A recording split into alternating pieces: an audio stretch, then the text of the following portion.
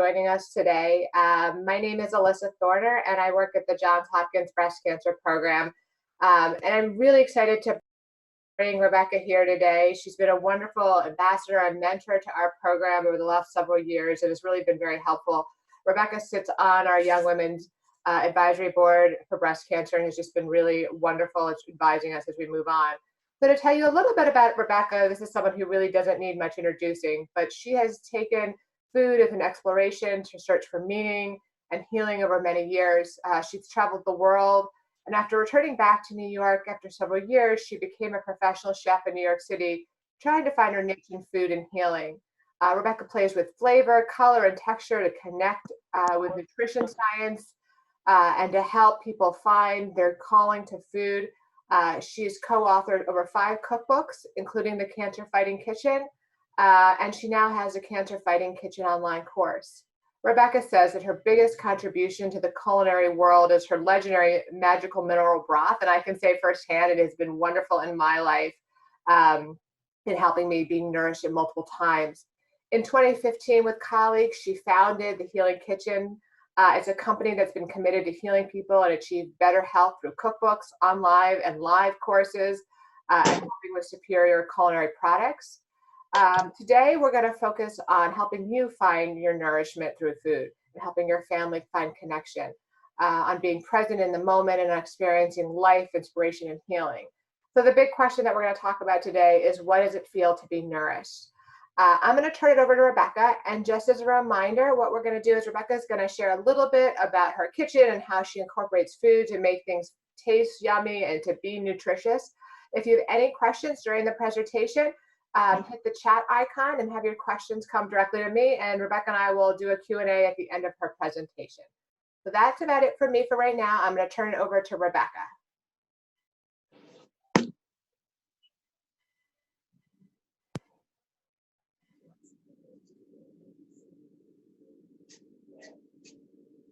Hear me? Yeah, there you are. Great. Hi, everyone. Welcome. Welcome to my kitchen here in California.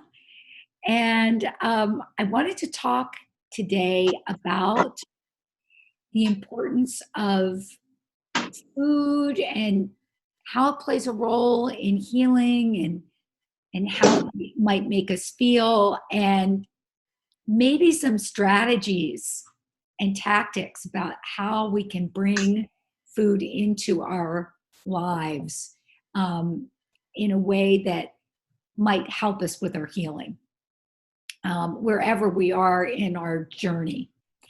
And so I'm going to be definitely interested in hearing what your questions are, but I wanted to kind of start out with a story. I know a lot of people, and I've worked with a lot of people that go through phases of being connected and disconnected with food, especially during and after cancer treatment. And this one person that I worked with was trying to find a healthy connection with food. And she was determined to do it. And she had done all this reading and research, and she was convinced that kale was going to be her superfood, and she was going to eat it because that was it for her. And she confessed to me in what I call my little culinary confessionals that she hated kale. She hated the way it tasted, but she was like eating it raw, and she was going to the farmer's market, and she was buying it by the bushel, and she was juicing it, and she was doing all these things. And she was saying that, I'm not a cook. I don't cook. My mother was a great cook. And, and I said, well, what do you remember when you were sitting at the kitchen table growing up about cooking? What was it when you were watching your mother cook that made you feel nourished or felt better or made you want to eat? And she said, gosh, she would make these amazing stir fries and, just because she was Asian and she just all of those flavors and the ginger and the garlic and all of these things. And I just have such great memories of that. And I said, well, what if we kind of broke down what it was that your mother was cooking on the stove and made it work in your life, right? So that, you're not sitting there and eating raw kale and feeling totally unnourished and all it's like not doing it for you. And I said, you can't, that's not sustainable. And I talk a lot about sustainable nourishment and what sustainable nourishment is. And really, sustainable nourishment is finding what makes you feel nourished. And one person's kale is another person's broccoli or a sweet potato or, a piece of chicken or whatever it is. No judgments, right? It's not about like being virtuous and eating bushels of something you don't like. So we broke down what her mother was making. And now you have to understand, this woman, super busy woman, did not cook at all. And I said, well, do you have a frying pan? And she said, yeah, I do. I have a frying pan. Like I have a saute pan. I have a frying pan. I said, it's about 10 inches. And she said, yes. And I said, do you have like a spoon or a fork or a pair of tongs? And she said, yes.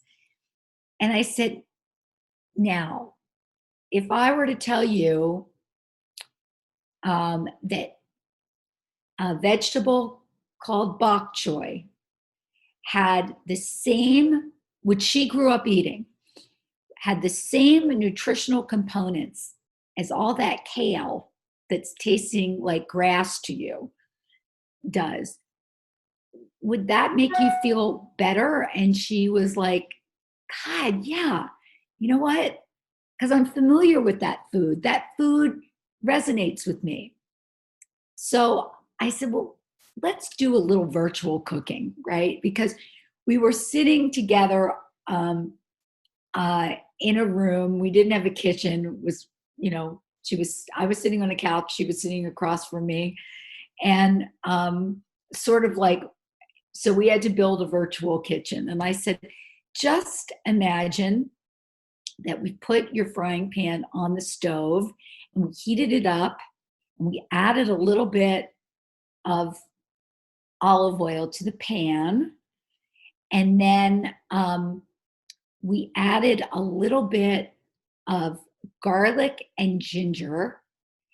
And then we added some chopped up bok choy, right? And you could substitute that for anything. And the bok choy hit the pan and it makes this sizzle. And all of a sudden you can smell the spices, and I said, can you remember what that smells like? And she's like, yes, I can remember that smell. And I said, and how did it make you feel? And she said, it made me feel nourished. And I said, could you do this? I said, so the bok choy is simmering in the pan. And I said, and what if you were able to get a rotisserie chicken? Like, would you bring a rotisserie chicken home? And she said, yes, I would. And I said, what about if you just took some pieces of roasted chicken and you added it to your bok choy? She said, well, I could do that. That I could do. And I said, and then what if you just translated that, you just put it in a little bowl and you sat down and you just savored it? And she said, well, I can do that. And I said, well, you just cooked yourself a meal and you said you couldn't cook. So I started with that story because I feel like we're we all have preconceived notions of what cooking and feeling nourished should be like. And that we have to be really good cooks, or we have to have the best ingredients, or we have to eat a certain way if we're going to heal. And that means eating a lot of kale or something else that we read, or, eating raw or eating vegan or eating vegetarian. I mean, there's 50 million different things. So I just wanted to start with that story, just to say that no, actually, we really don't have to eat that way. We can find our true north when it comes to food. So I wanted to sort of break down and talk about a little bit about just what was happening when this person was cooking. Cooking, if we look at cooking, right, sometimes it can be totally overwhelming, because cooking, the act of cooking itself is actually very, it's brief, right? Because it's just heat and food, and it can happen in like 15 minutes, 20 minutes, or it could go in the oven. But the actual cooking of food is not time consuming. What's time consuming is planning, like, what am I going to eat? And shopping, how am I going to get the food? And then once I get the food home, how am I going to prepare it? Am I going to prepare it in advance? Or am I going to get somebody to help me? And then the cooking thing happens fairly quickly, and then there's the cleaning up. So if you looked at all of that together, it would be a lot for anybody. So what I wanted to do is break it down and maybe talk about some strategies of how you can make this work, whether it's you that's doing the cooking or whatever, or getting help from somebody else. So the first rule that I talk about is having a game plan and planning. Like, I want to make enough food, or I want somebody to help me make enough food, or I want somebody to cook enough food for me for, let's say, 5 meals. And what does that look like? And maybe I get my inspiration from, a cookbook, or, some recipes somebody has given me, or maybe what I do is think about what I feel like eating, or I would like to get more vegetables in my life, that type of thing. You have to sort of think about what maybe your goals might be. Do I want to make my plate more colorful? And that in that way, I'm going to think about adding more colorful vegetables, so I'm going to add that to my plan. And then, do I need to get some protein in? And I would say, yes, that's important. And what kind of protein do I like eating? Is it chicken? Is it fish? Is it vegetarian? Is it, what does that look like for me? So these are the things that happen when we're planning. And I pay a lot of attention to that in my books, about what does a meal look like? And a meal may look like, for you on a given day, a scrambled egg with some greens folded into it. And that can be a nourishing meal. Or it could be building, like being an assembler and building a little, hard-boiled egg with some greens or some other color, or some toast that's got some maybe avocado on it, or whatever it might look like for you. It doesn't have to be, an enormous thing. So then let's say I go and I hit the grocery store, and I do my shopping, and then, or I have somebody else do my shopping, and then I bring that home. And then instead of just putting everything in the refrigerator and forgetting about it, I take the time, or I have somebody help me chop the vegetables in advance, so that when I want to prepare a meal, I'm not looking at, like a whole head of cabbage, or a whole head of broccoli that's just sitting there.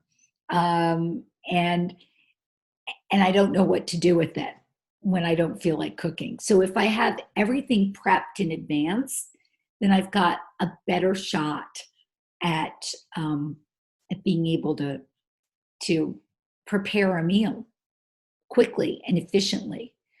So let's say I have some vegetables, and I've got some broccoli, and I've got sweet potatoes, and maybe I've got some carrots, and I decide, you know what, maybe what I'm going to do is chop them all up in bite-sized pieces, and I am going to take the carrots and the sweet potatoes, and I'm going to put them on a pan, and I'm going to roast them for about 20 minutes or 15 minutes. And then I'm going to put the broccoli in for the last 10 minutes.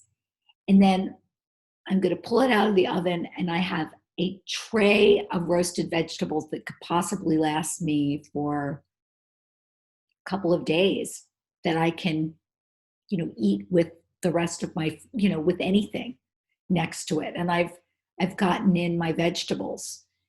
So those are just a few strategies that sort of demystify a little bit of cooking. Alyssa, I wanted to just jump in with you a little bit. Are you there? Alyssa? Alyssa? Can you hear me? Hi, I'm sorry, I could hear you. I couldn't unmute. Okay. Anyway, I wanted to just stop here for a minute and just get a little conversational with you, because I want to make sure that I'm kind of like, I'm saying some things that are making sense to people, and maybe you may have some thoughts or questions you might want to throw out at me. Yeah, no, Rick, I think this is really helpful. Thanks for letting me jump in. So for starters, I just want to say it really resonated with me when you said getting things at the grocery store, or having them brought to you, and then cutting them. I think that it can be very overwhelming, even pre-COVID, to go to a grocery store. And that, even when we feel well, it's very challenging to do all of the meal prep, the shopping, and then begin the cooking. And I think sometimes that's where, at least in my world, the wheels come off. It just becomes a very long process. So I think the idea of chunking it down, either getting someone to help you do the shopping, or doing the shopping one day, cutting, and then setting yourself up for success, really makes sense. As you were talking, one of the things that I started thinking about was the idea of how you can optimize the most amount of colors in your diet, specifically vegetables. So do you recommend things like having vegetables that are canned if you can't get access to fresh fruits and vegetables? Or how do you buy vegetables and have them last longer? What are your sort of advice or suggestions on those types of things? Yes, like the logistics. Exactly. First of all, I am a big believer in the frozen food section, okay?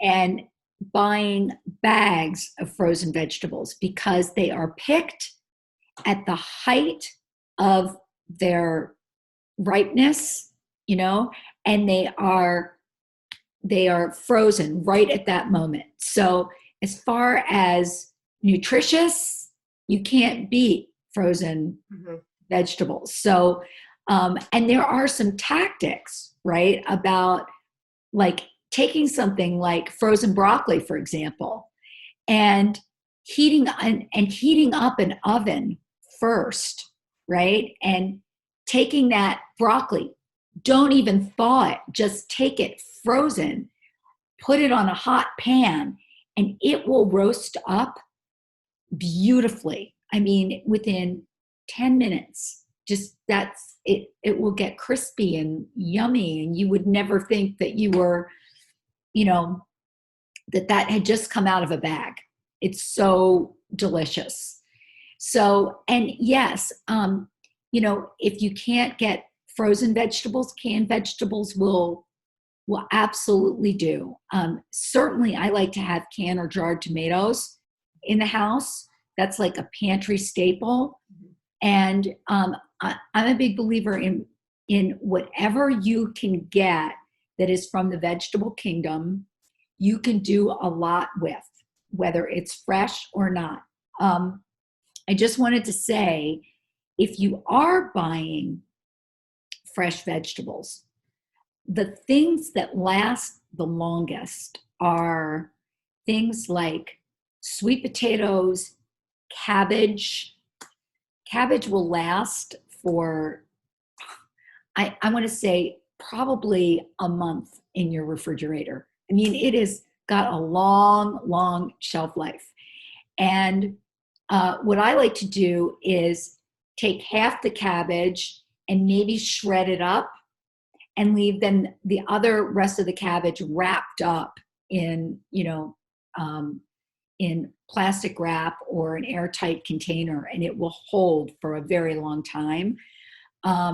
Sweet potato, any kind of potatoes, onions, actually sturdy vegetables like actually kale, if you strip and rip it, will last in an airtight bag, in a zip top bag, for a week. You can also take advantage of vegetables that are already cut up, like cauliflower, broccoli. A lot of markets right now, supermarkets, have a lot of things that are like greens that are come in clamshells, vegetables that are already prepared. It's a very fast growing part of grocery manufacturing right now, is fresh vegetables that are already cut up. Squash, things like that. Definitely take advantage of that. So yes, I mean, the best thing when you can right now during this time is being very strategic when you go to the market with the list, that you are stocking up with things that you will use. And by the way, things like frozen spinach, all of these things are incredible things to have in your freezer, because it takes no time to thaw them out. You can literally, you can run spinach under water to thaw it out, and then just give it a squeeze and add it to some eggs or an omelet or anything like that. So I think, does that answer the question? It does. I think that's really helpful. I just want to remind people that are joining in, at the very bottom of your screen, if you're looking at the full screen, there's a chat icon.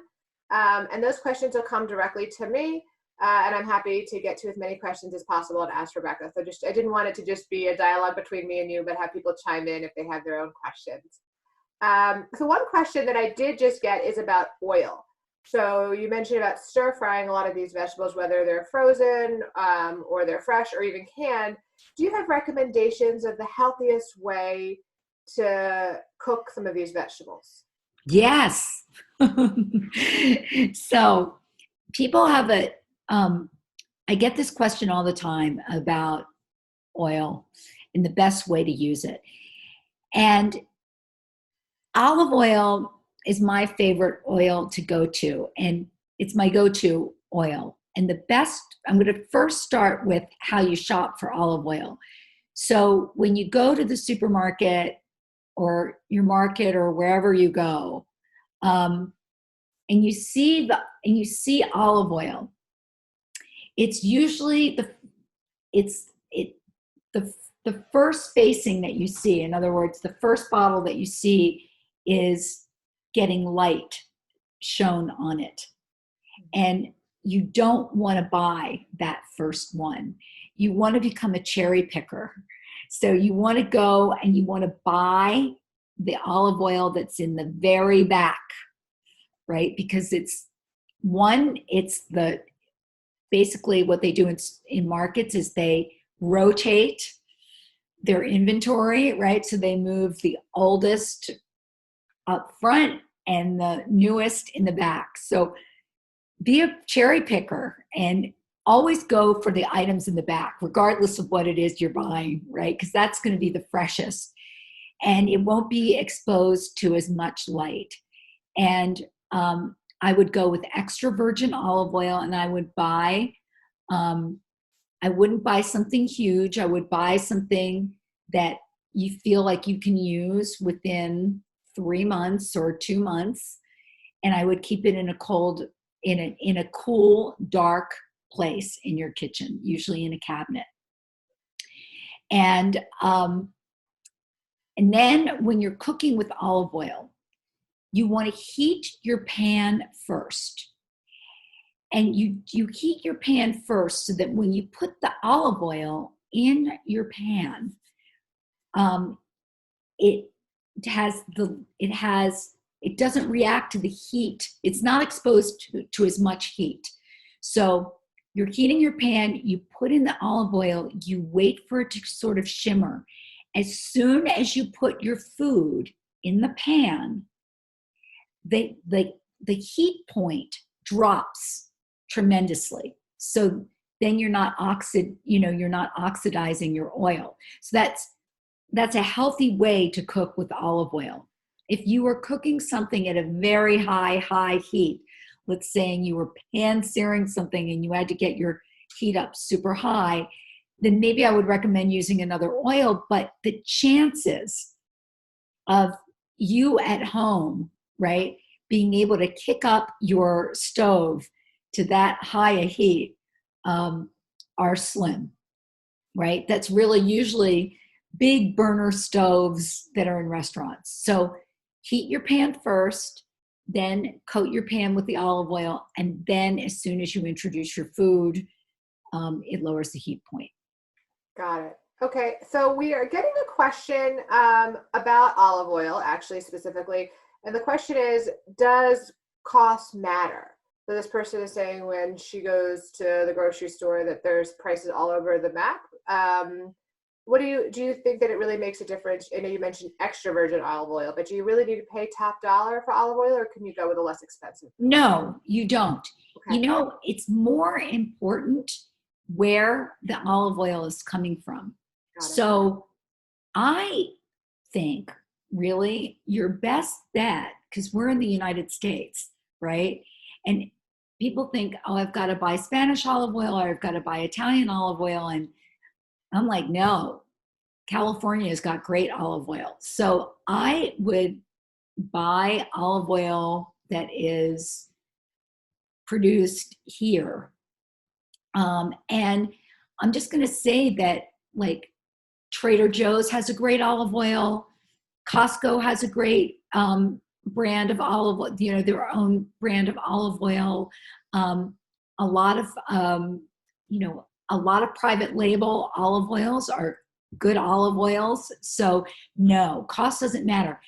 Where you want to get to be if you're an olive oil connoisseur and you're really going for that high end, extra virgin, first pressed, that's like if you are using it to dip, if you're using it, but not for cooking.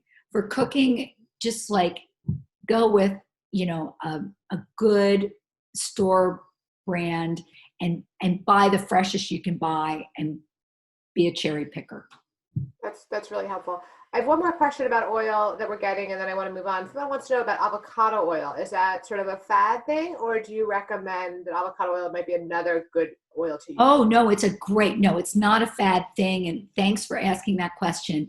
It's a really fine, it's a good oil because avocados, that's a really great fat. And the thing about avocado oil is that it can tolerate a bit more heat. So if you really feel like, you're doing some higher heat cooking, it's a great alternative. And it doesn't have that, it's kind of a neutral oil. So I think it's an excellent choice. Okay. So I said that was going to be the last question, but then my chat feature went nuts with several questions. So I'm going to try to incorporate several questions into one. Okay. What other oils would you recommend? Other oils you would stay away from? A million years ago when I was in school, I was told to stay away from any oil that was solid at room temperature. And then we're getting a question about coconut oil, grapeseed oil, ways to avoid oil. So could you just in a blanket give us, the elevator speech of oil? Okay. So here's the elevator speech. First of all, I think I'm just going to address that fat in the right amounts, okay, in cooking, a tablespoon or 2 tablespoons, can actually enhance, first of all, the flavor of what you're cooking, especially vegetables, but also how you absorb the nutrients of those vegetables.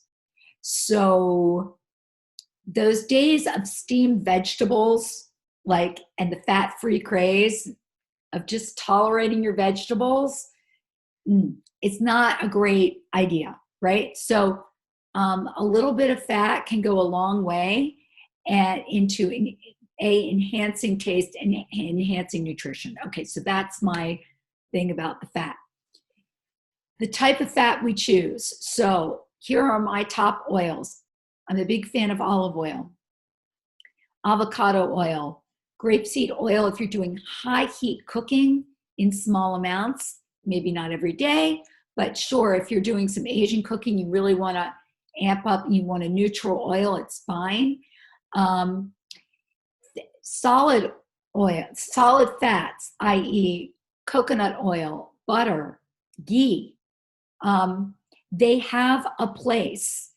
I do not think that coconut oil is the be-all and end-all, but I do think it has a place if you enjoy spreading a little bit of coconut butter or coconut oil on your toast, or you want to use, let's say you're doing some Indian cooking or Thai cooking and you want to use a little bit, right? So I for example, I'm lactose intolerant, so I can't do butter, but I can do ghee, which is just a clarified butter, and it's just literally the milk solids have been removed, and the Indians call it the royal oil, right? So it's my way of being able to incorporate butter.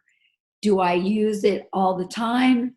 No. Do I use it once in a while? Yes. So those saturated fats, small quantities, dolloped in, fine, but not as your mainstay. And that's where I stand on the fat situation. Okay. So, everything in moderation, including moderation. I love that. As I put a piece of chocolate in my mouth. That is wonderful. I appreciate what you were saying about fats, and we have gotten some questions about butter alternatives. So things like vegetable oil spreads or margarines. Is that a thing of the past? Is that something that we did in the 80s and we should get away from? I think we should get away from that. Those are, highly processed, right? So they're highly processed, which means your body can't really absorb them. And really, truly, a good fat, really adds good nutrition to your meal plan. And I think you're going to derive a lot more pleasure from it. And your body's going to like it more and know what to do with it. I like that. Your body knows what to do with things that are Yeah, definitely, versus something that's highly processed. if we could switch gears a little bit, we had a question about vegetarian and veganism. So, it's sort of, we say at Hopkins, it's sort of everybody can choose what works best for them. But you did say early on in your presentation the importance of protein. Can you talk a little bit about ways that you can incorporate protein in your diet if you're a vegetarian or vegan, or if there are healthy ways to even incorporate animal proteins that optimize nutrition and may reduce high saturated fat intake? Yes. So protein is a building block. And I think it's really important depending on where people are in their trajectory. Like if you are going through treatment, then protein is important. You need more of it. If you are post-treatment, you don't need as much of it, but it still needs to be a part of the plate somewhere during the day, So let's say you are vegan, which means no dairy, no eggs, no animal protein, that type. If you're vegan, then some protein alternatives would be nuts, seeds, beans, tofu, tempeh. These are soy proteins. That would really be, and that would be your protein sources for the most part. Also something called nutritional yeast, which is high in B12, which is a great thing to incorporate. You can find that now pretty much everywhere, and it's kind of yellow, and it tastes like Parmesan cheese, everyone. It really does. It's like one of those things. It's like, it used to be what I would call like a hippy dippy thing that you would find in a health food store like 20 years ago back in the corner, right? But it actually like you can sprinkle it on popcorn, you could sprinkle it on vegetables. And if you are a vegan or a vegetarian and you need B12, that is a great way to get it. So, but nuts and seeds and beans and legumes are wonderful ways for all of us to get more plant proteins into our diets. So things like lentils and peas and cannellini beans and certainly all the nuts and seed kingdoms, almond butter, peanut butter, cashew butter, all of those things become, important in those diets. Other forms of proteins are fish, and it depends where you live and the accessibility and what kind of fish you like would be, a definite alternative to protein. And chicken. And I would be an advocate of the quality of the protein, the animal protein, is more important than the quantity.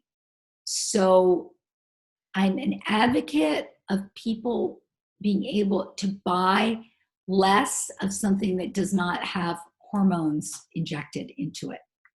So, and then those proteins, the animal proteins, become the garnish on the plate rather than in the old days, just like would make up the whole plate. Be like, boom, you'd have a big, huge steak or piece of chicken or whatever, just huge. The other thing I would not underestimate, because there are a lot of vegetarians that eat eggs, is the egg. Because whether you're a vegetarian or an omnivore or carnivore, eggs are a really good source of protein, and the whole egg, not just the egg white. Because again, we kind of went through this fat-free thing and, things about cholesterol, and it got all very confusing. And so we started separating that egg. But really, the whole egg, your body knows what to do with the whole egg, and your brain needs that choline from the yolk.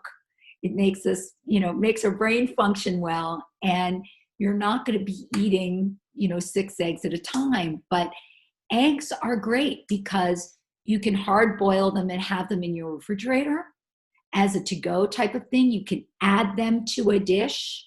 You can, make a grain bowl of some sort and add an egg to it. You could make a fried rice with just tons of vegetables and an egg thrown in. You can be I'm an egg scrambler. I like to do like a whole bunch of vegetables and then lightly scramble an egg into it, or a frittata. I mean, an egg can masquerade into many, many different things. Then the other source of protein are protein powders, and there are a lot of different protein powders on the market right now. And I think it depends on where you sit on the spectrum of whether you're going to go with a dairy source of a protein powder, or you're going to go with a vegetarian, like a rice protein powder or a pea protein powder. I recommend those really if you are more going through treatment and you just don't feel like eating and you need to make, let's say, something like a smoothie or a drink that's really nutrient dense, and you add those protein powders or collagen powders to boost up that nutrient density. But on a daily basis, I think you can get a lot of proteins from the plant world. That's really helpful. If we could circle back to your comments about fish for a second. We are getting some comments about that. And so one person asked about some of the nutritional issues with fish, things that may be high in mercury or other toxicities. I know you and I have actually talked about the importance of getting salmon that is not farm raised. And I remember walking away from that and saying, yes, but in my little food world, it is not easy to get. So right. Is there fish that you can get that is moderately priced and easily accessible? So, you know what? I think things like some of the white fish that is local to your area, and things that, and the other thing about, I'm just going to say about the farm raised salmon, there are different schools of farm raised salmon. So there's like Atlantic salmon that is super farm raised. And then there is farm raised salmon that's coming from Scotland that that's fine, right? But I think it's really looking what is available to you as a source of protein that is fresh and accessible. Fish is another thing that you can buy frozen. And also, I don't want to underestimate the value of a can of salmon and what you can do with it. And dare I even mention the word sardines, because there are some people that hate them and some people that love them, but they're an incredible source of protein. So I think, again, where are you? What is locally available? And again, you may not be getting a huge dose of omega-3 fatty acids that you would get from wild caught Alaskan salmon, but you will be getting a good source of protein.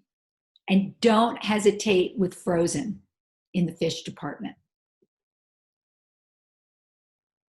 Wait, you're muted. Sorry. Okay. If you're going to the frozen fish section, are there ones that you would say that you would jump out at, or is it really get whatever is local and is affordable? Or maybe if I rephrase the question a different way, are there fish that you would probably stay away from? I think I would stay away from some of the higher mercury fish like swordfish. And there are, and tuna. Now, I'm going to just say this thing about tuna, because there's a lot changing in the tuna world, right?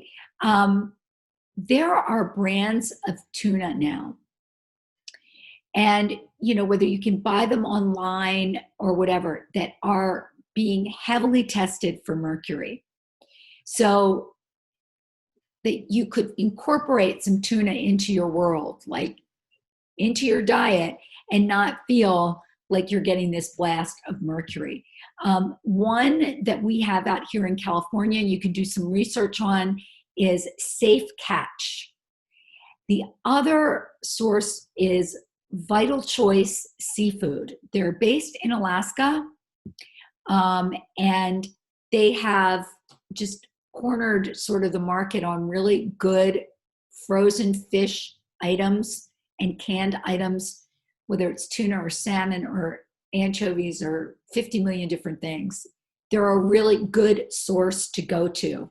So there's lots of actually online sources now that back in the day weren't available, that are available, that are good sources. So yeah, I think the other source that people can go to is the Monterey Bay Aquarium, which has the fish that has the highest mercury levels.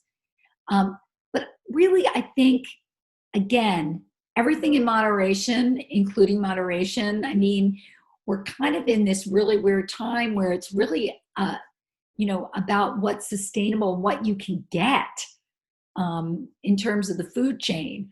So, and also your fishmonger at, wherever you're shopping is maybe going to be able to give you some guidance there.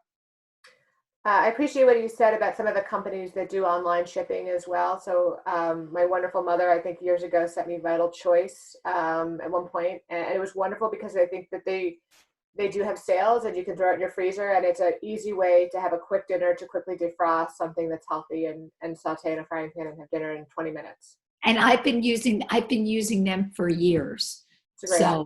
Yeah, it's wonderful.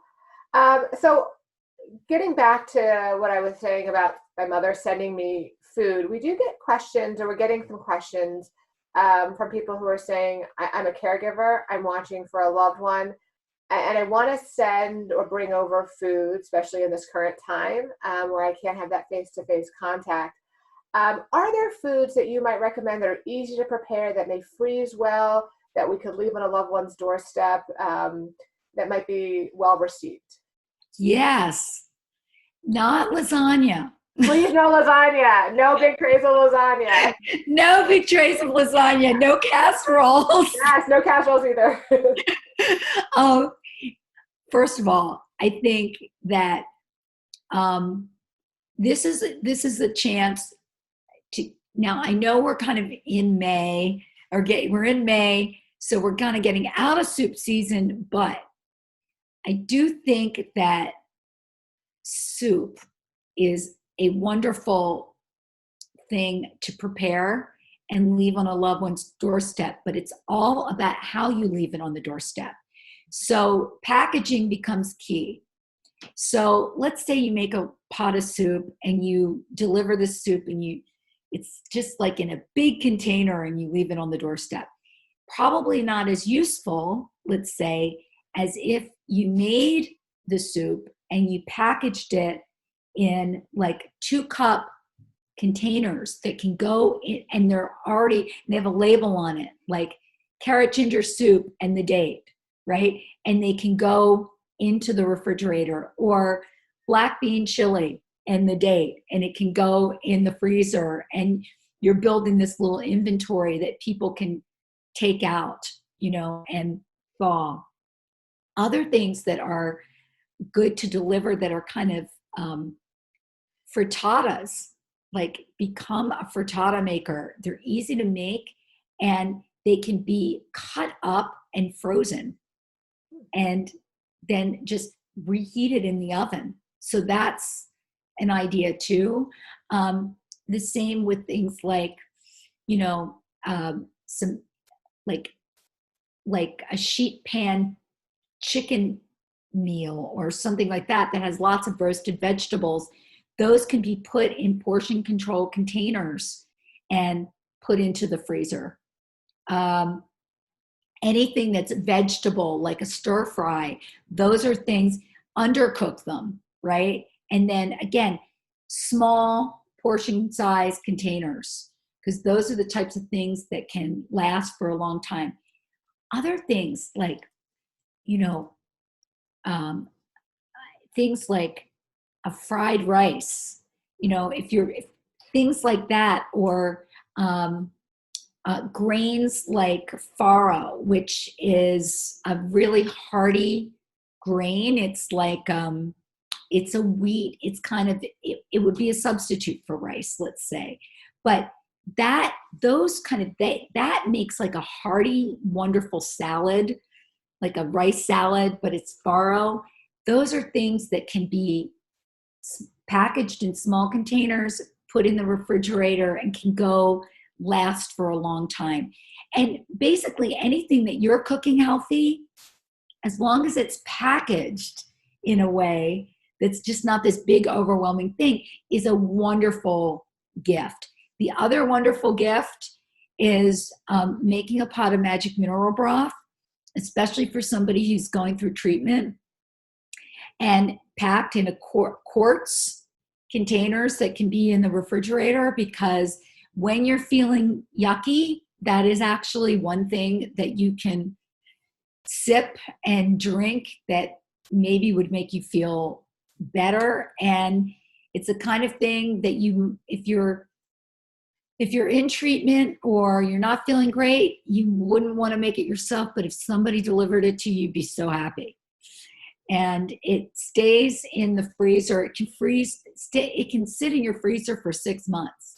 So during this time of sort of like ups and downs of COVID, and whether you're going to feel good or you're not going to feel good, or whatever's going on in your life, it never hurts to have magic mineral broth in your freezer.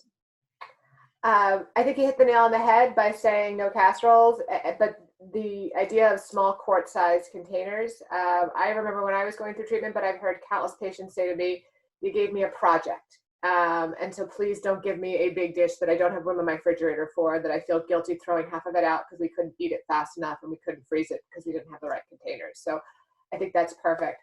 The mineral broth that you talk about, is that something that we can find on your website, or do you have? Oh, absolutely.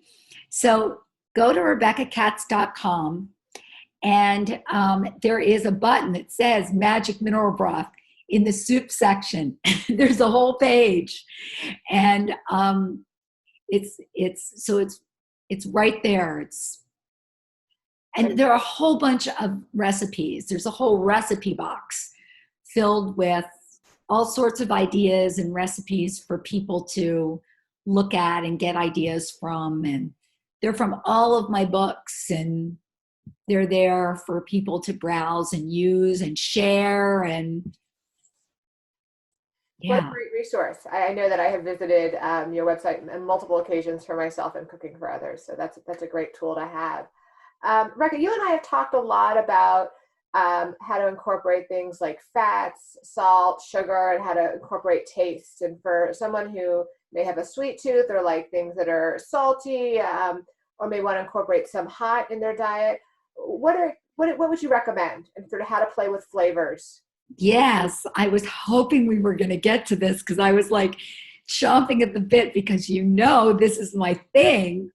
I call it the power of yum. So it's like one thing to like be an assembler, but it's another thing to make your food really taste great, and there are some people who go through treatment and deal with transient taste changes, and or there's some people even post-treatment that are still having some taste bud issues, or we're just cooks and we want to make our food taste great. So I use this acronym, and it's called FASS, F-A-S, fat, acid, salt.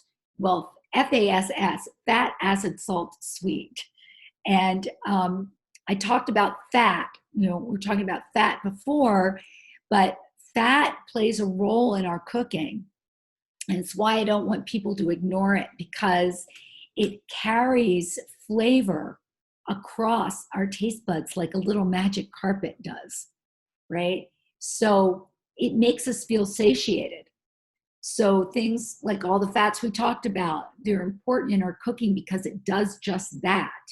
It also makes us be able to absorb some of the nutrients in food better. So that's the fat aspect, right? Then there's acid.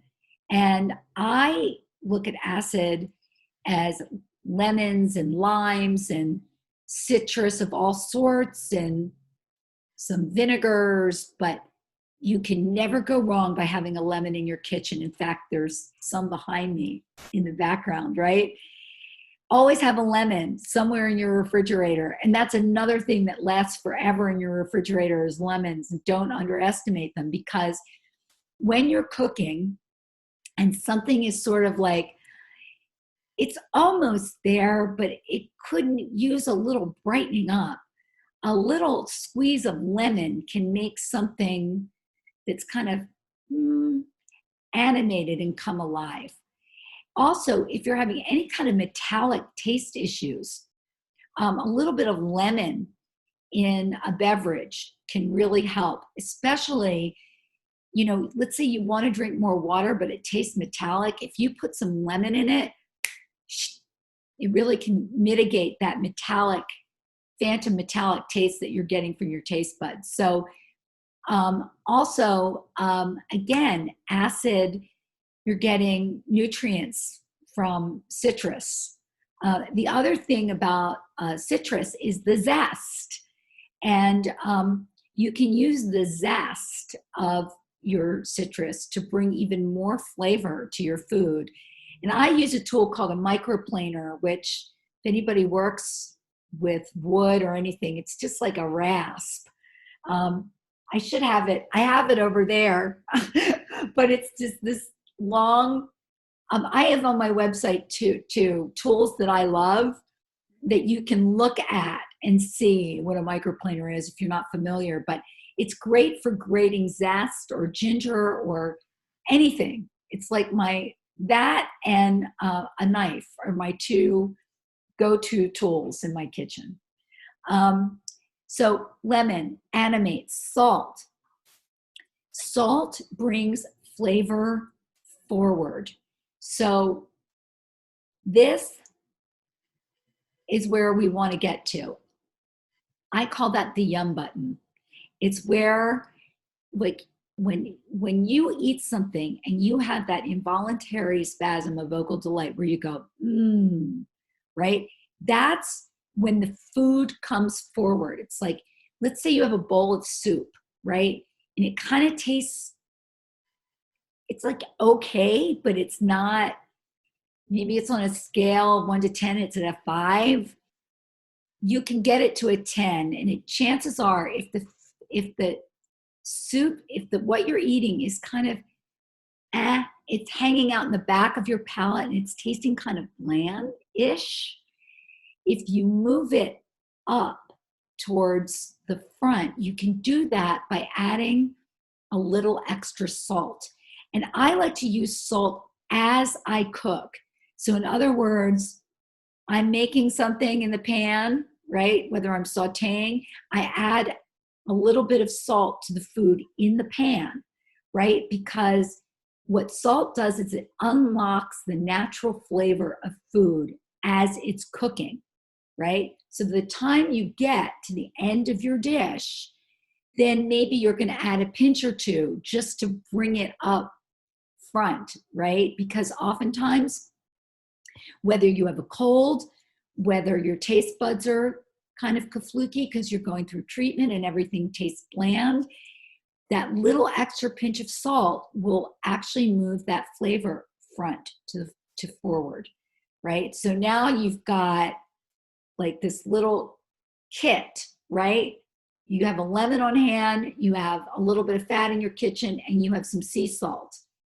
The sweet is like a little extra something.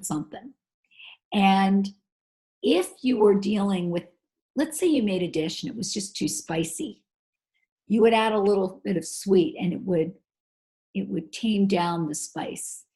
If something were a little too bitter for you, you would add a little sweet. And I would recommend either honey, a little honey, or a little dark amber maple syrup, right? Just a little will tame it down, because a lot of people don't like greens because they're too bitter. But if you spritz a little bit of lemon juice on them, that will take the bitterness down. And also like a little, I call it a drape of mape, or a little drop of honey, and that will, or adding like a couple of raisins or something into, let's say, a dish, will make it a little bit more interesting for you. And spices. Now, this is the other thing we were talking about. It's like, how can you talk about nutrient density, herbs and spices. Whoa. I mean, like ounce for ounce, dollar for dollar, you get so much of a bang for your buck. And I want to just talk about herbs, because parsley, mint, cilantro, if you like it, because not everybody does, and that is a genetic thing, but parsley is pretty accessible, right? And mint is pretty accessible, and we can grow them outside. That is equivalent to eating your greens. Like when I say paint your plate green or get a lot of plants in your diet, that means herbs and spices, and especially those herbs. So like one of the things like I like to do is I like to chop up a bunch of parsley.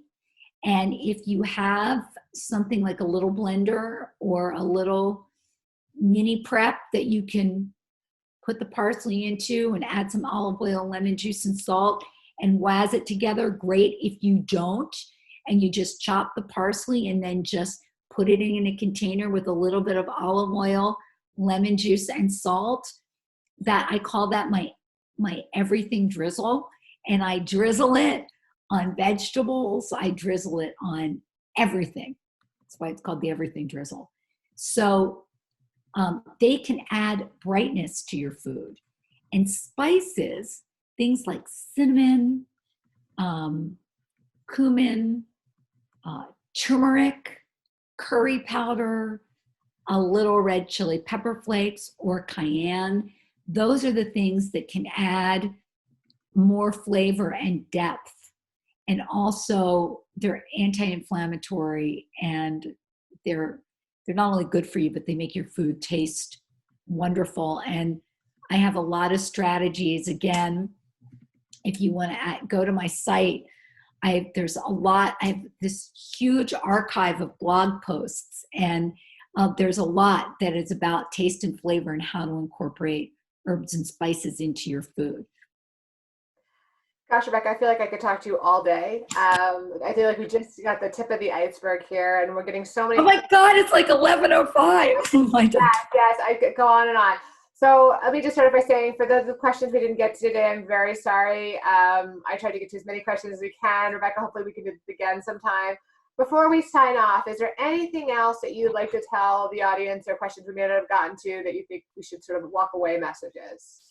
Yeah, I think the walk away messages are that I want people to feel like they're doing the best that they can.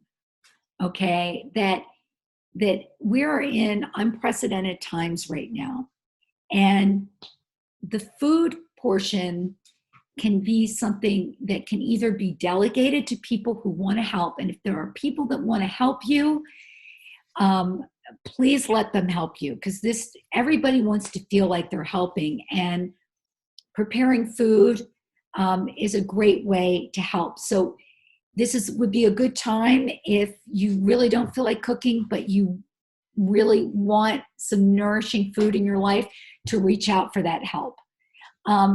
If you are a cook, just be a planner and try and break down everything to the smallest bite of now. It's like you are living in the smallest slice of now you can define, and do the best you can. Be an assembler, and just little things make a difference.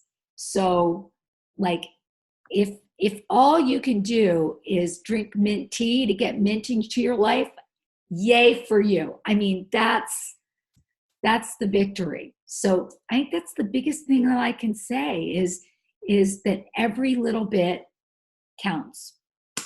I think that definitely resonates with our audience. That right now it's sort of about being patient with yourself, being patient with others, and sometimes, you don't have to be perfect every day, especially given what's going on, and a little bit goes a long way. So Yes. those are great words of wisdom that can be incorporated not just in our diet, but in everyday life right now. And I'll just send everybody out with a virtual hug wrapped in a cashmere sweater soup. I love that. I love that. Rebecca, thank you so very much. Again, I feel like I could talk to you all day. This has been really wonderful. Thank you to everybody at home for watching us. We are recording this. I'll be sending out a recorded link. I did just message everybody with an evaluation survey. Let us know what we did, how we did today, what we can do in the future going forward, other topics you'd like to see. And Rebecca, again, I just wanted to extend our deepest gratitude for doing this. This has been really wonderful. So thank you. Thanks for having me, everyone. Take care. Thank you, everyone.